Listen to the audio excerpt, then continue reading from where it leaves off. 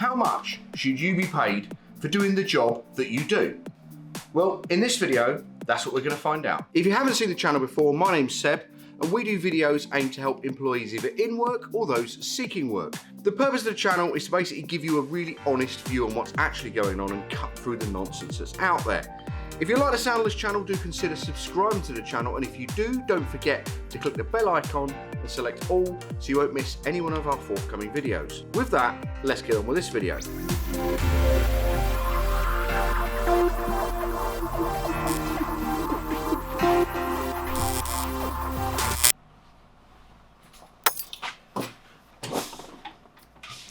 So, how much should you be paid for doing the job that you do? So let's kick this video off with benchmark figures. What should you roughly be paid within a benchmark or a set figure for the job that you do?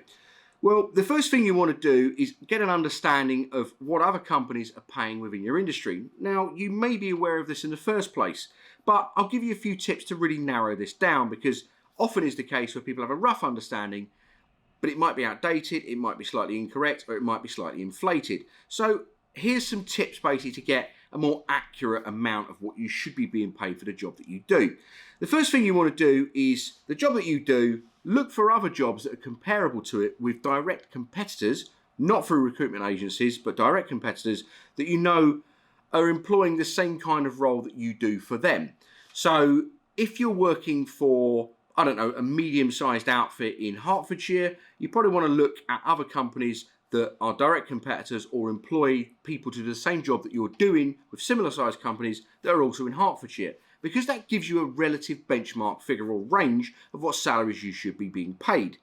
Now, if, for example, you're in Cumbria, there's no point you looking at jobs that are doing the same job as you based in London, because London's probably going to pay more because it costs more to live in London. So salaries can be relative to the relative area you're in. Job boards that are useful to have a look at this stuff are going to be the major job boards. So if you're not familiar with all of them, I would say Indeed, Total Jobs, Reed, and CV Library would probably be the main four that I would be checking out to give yourself a relative benchmark. And you could probably find 5 to 10 companies that are competitors hiring for the same job role that you're doing, and that gives you a range and an understanding of what figure you should roughly be looking at for the job that you do. But there's another thing that I would say to add on from that that's going to give you a little bit more detail. I would look at a website called Glassdoor. Now, if you haven't come across Glassdoor before, it's basically a website where employees can anonymously give recommendations for the company that they work for. And these can even be current employees or ex-employees giving reviews of that company. Now, do take review sites with a little bit of a pinch of salt, because you will find disgruntled employees. You're more likely to find people wanting to have a moan on these sites rather than people positively giving out their genuine thoughts. However, it will give you a benchmark figure of salaries of what you should be being paid. The next thing that I would mention on this is things that can improve what your benchmark figure should be, or the range that you should be being paid, but also things that can be detrimental to how much you can earn. Things that often employees completely overlook or are unaware of. Now, I've got a bit of a list, so bear with me. The first thing I'll start off with is industry demand. Now, industry demand can differ, obviously, between the industry that you're in.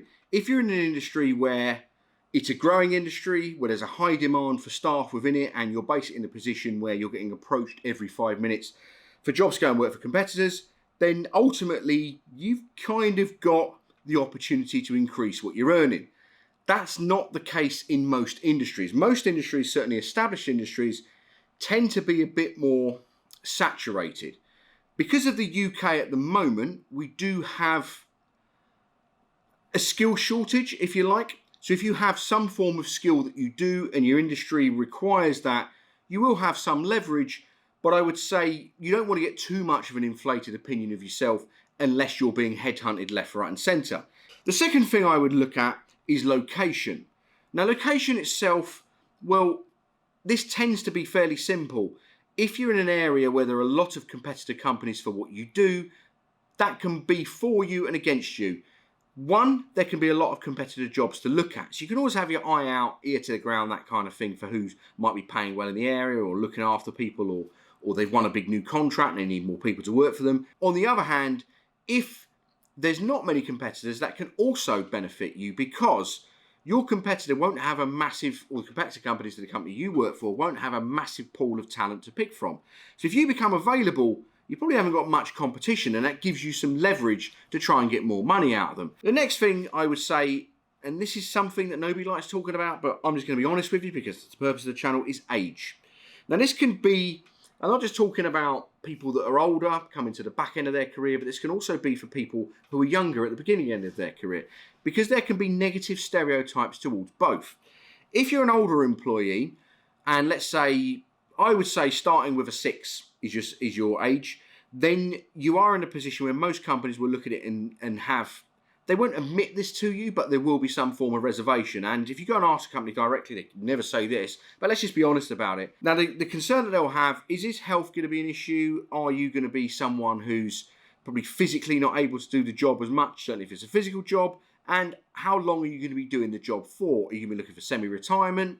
Are you looking to slow down? Is there going to be as much enthusiasm and energy as there would be for a younger employee? All of those factors. But on the positive side of it, you're going to have experience, certainly if you've done the job for a long period of time. You're not going to need your hand held. So there's pros and cons. On the other side of it, with age, if you're a younger employee, then experience can be an issue. But also the current generation, Gen Zers, who are coming through, that are in their 20s now, well, there is a negative kind of reputation that's starting to build themselves, because whereas boomers or Gen Xers or whatever tended to stay in jobs for a prolonged and predictable amount of time, where a company would get a return on investment for that person, well, Gen Zers, they tend to be going for jobs and bumping around job to job to job every year, 18 months. Well, if you're an employer, I'm going to be honest, that's a nightmare. You're trying to train someone up, develop them, you're putting all this investment and time into them, and then for seemingly no reason, they want to nip off to another company after 5 minutes, then that becomes a bit of an issue.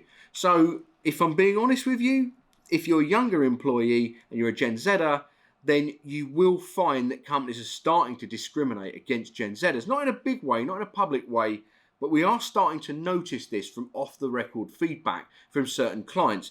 And the general feel we're getting, they're preferring to take people, even if they're well qualified, that are probably 30s, 40s onwards, over taking on people that are in their 20s. We are finding a little bit of a pattern. So age can be a positive or a negative for you for those reasons. Experience.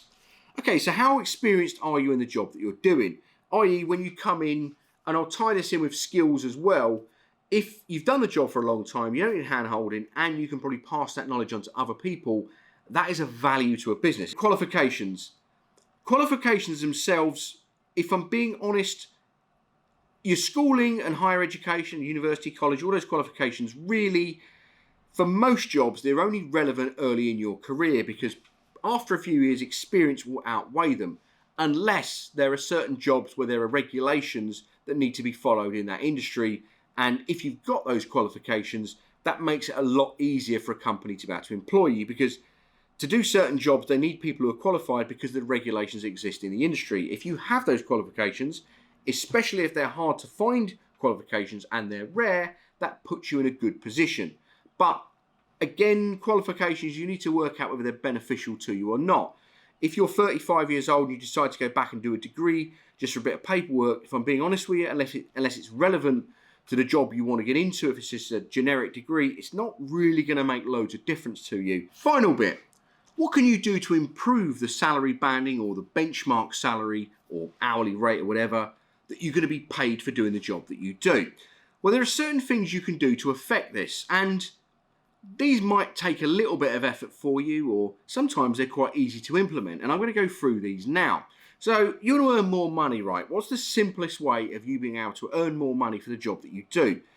Well, the general strategy you want to go by is by making yourself as indispensable as possible to a potential employer, whether it's your current employer or a potential future employer. If you're in an industry that has a reasonable demand for employees, but you can make yourself even more in demand because of the skills you possess, the knowledge that you possess, the record you possess, something about you that makes you a rarity and very valuable and very beneficial to a business, that puts you in the best possible spot. So think of it as in you're trying to make yourself as invaluable to a company as you possibly can. So let's go through the ways you can make this happen. Well, the first thing is training. Now, often companies will train internally themselves. But what I would say is when you're picking companies to go for, I would always recommend whatever company you go for, whatever they're paying, pick the company and prioritize companies that, yes, they might be paying well, but pick the ones that are giving the best training. Companies that are known for their training or boast about their training or take pride in their training, or you can see the people that have worked there have stayed there for a while and progressed up internally in the business because of internal training and development.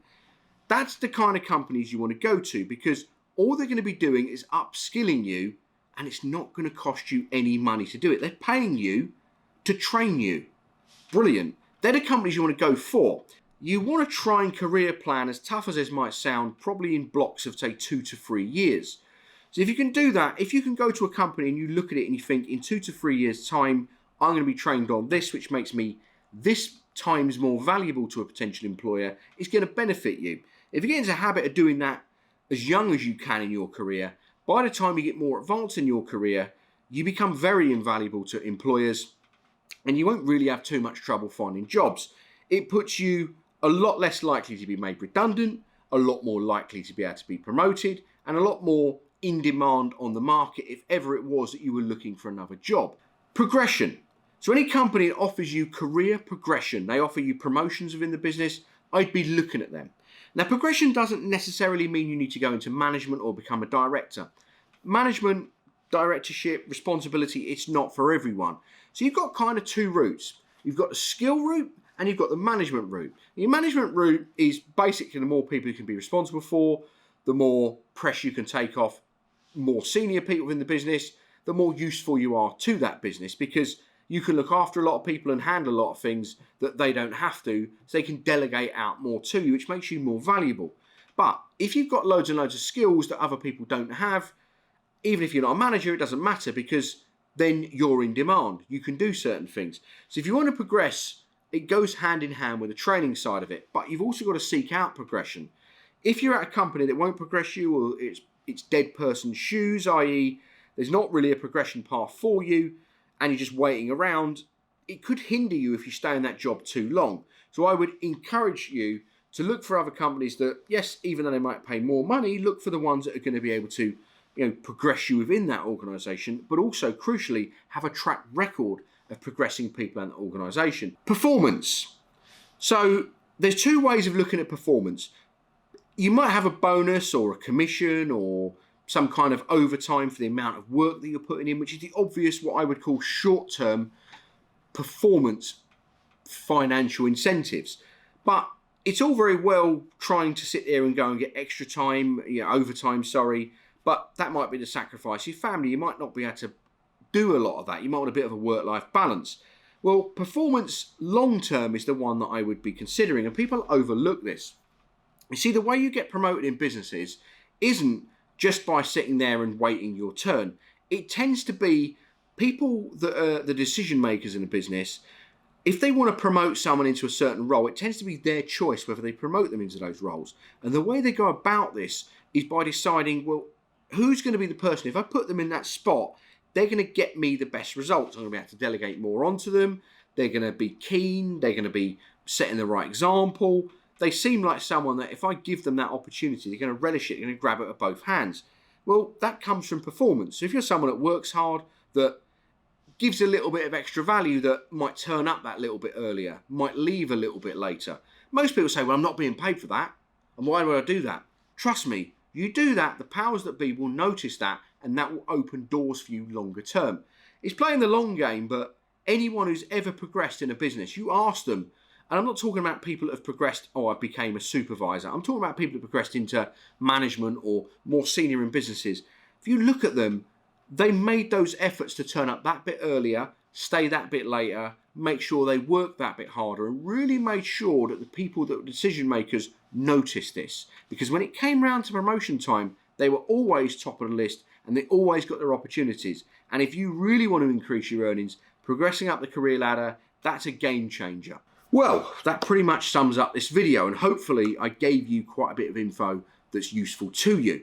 If anybody's watched this video and has any tips they want to pass on to other people, great, put them in the comments below. If you like the video, do give us a like, and if you like the sound of the channel and you like this video itself and you want to see more of them, do click the bell icon and select all so you won't miss any one of our forthcoming videos.